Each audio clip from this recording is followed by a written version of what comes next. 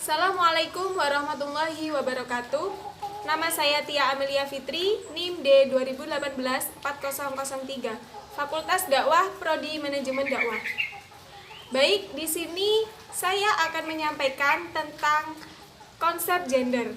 Nah, apa sih konsep gender itu? Istilah gender dimunculkan para ilmuwan sosial untuk menjelaskan mana perbedaan laki-laki dan perempuan.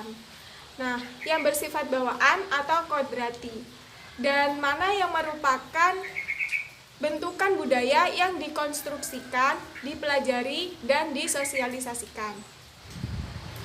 Perbedaan ini sangat penting karena gender bukanlah kodrat atau ketentuan Tuhan, dan karenanya berkaitan dengan proses keyakinan tentang bagaimana seharusnya laki-laki dan perempuan diharapkan untuk bersikap, bertindak, dan berperan sesuai dengan ketentuan sosial dan budaya, di mana mereka berasal. Jadi, gender adalah perbedaan laki-laki dan perempuan yang dibuat dan dikonstruksikan masyarakat di berbagai sektor kehidupan manusia. Dengan mengenal perbedaan gender sebagai sesuatu yang tidak tetap dan permanen, memudahkan kita untuk membangun gambaran tentang realitas relasi perempuan dan laki-laki secara lebih tepat dan sesuai dengan kenyataan yang ada dalam masyarakat. Contohnya, norma yang berlaku di masyarakat adalah peran perempuan yang ada di ranah domestik dan laki-laki di ranah publik. Hal ini pada suatu waktu, pada kondisi tertentu, sangat mungkin untuk dipertukarkan. Konsep gender. Nah, suatu sifat yang melekat baik pada laki-laki maupun perempuan yang dikonstruksi atau dibentuk secara sosial maupun kultural dengan akibat terjalinnya hubungan sosial yang membedakan fungsi, peran, dan tanggung jawab kedua jenis kelamin itu. Nah, pengertian jenis kelamin merupakan persifatan atau pembagian dua jenis kelamin manusia yang ditentukan secara biologis yang melekat pada jenis kelamin tertentu. Artinya, secara biologis tidak bisa dipertukarkan antara alat biologis yang melekat antara laki-laki dan perempuan. Contohnya, seorang perempuan mengalami menstruasi, mengandung, melahirkan, dan menyusui. Nah, sedangkan laki-laki menghasilkan sperma. Jadi, gender harus dibedakan dengan kata seks atau jenis kelamin. Perbedaan gender sesungguhnya tidaklah menjadi masalah sepanjang tidak melahirkan ketidakadilan gender atau gender inequality.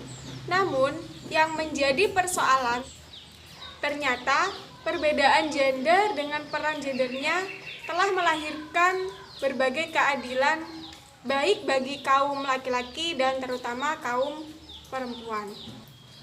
Adapun bentuk-bentuk ketidakadilan akibat diskriminasi gender tersebut meliputi, yang pertama, marginalisasi atau pemiskinan.